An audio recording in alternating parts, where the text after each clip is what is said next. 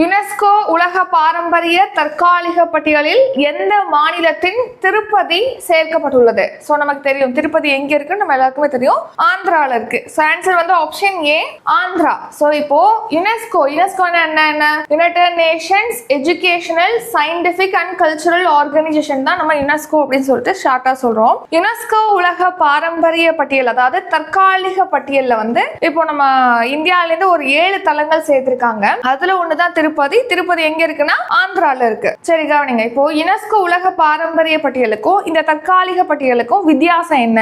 இப்போ ஏன்னா ரீசெண்டா தான் 44வது யுனெஸ்கோ உலக பாரம்பரிய தலமாக இந்தியாவிலேருந்து மராத்திய ராணுவ தலங்கள் சேர்க்கப்பட்டதுன்னு சொல்லி நம்ம பார்த்திருப்போம். இது தற்காலிக பட்டியலுக்கும் அந்த யுனெஸ்கோ உலக பாரம்பரிய பட்டியலுக்கு என்ன வித்தியாசம்னா, இப்போ இந்த தற்காலிக பட்டியலை டெம்பரரியா வச்சிருப்பாங்க. தற்காலிக பட்டியல் இருந்து தான் ஒரு தலமானது யுனெஸ்கோ உலக பாரம்பரிய பட்டியலுக்கு போகும். தற்காலிக பட்டியலில் சேர்க்கப்படாத ஒரு தலம் வந்து போக முடியாது எங்க, இந்த யுனெஸ்கோ உலக பாரம்பரிய பட்டியலுக்கு.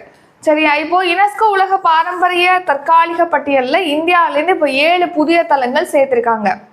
அந்த 7 தலங்கள் என்னென்ன அப்படின்னு சொல்லி பார்க்கலாம். ஸோ ஃபர்ஸ்ட் டெக்கான் டிராப்ஸ், இது வந்து மகாராஷ்டிரால பஞ்ச்கரி மற்றும் மகாபலேஸ்வரர் பகுதியில் இருக்கு அப்படின்னு சொல்லி தெரிவிச்சிருக்காங்க. அடுத்து செயின்ட் மேரிஸ் தீவு, இது கர்நாடகால உடுப்பில இருக்கு.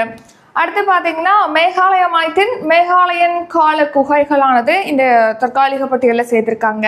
நாகா ஹில் ஓபியோ லைட் வந்து சேர்த்திருக்காங்க.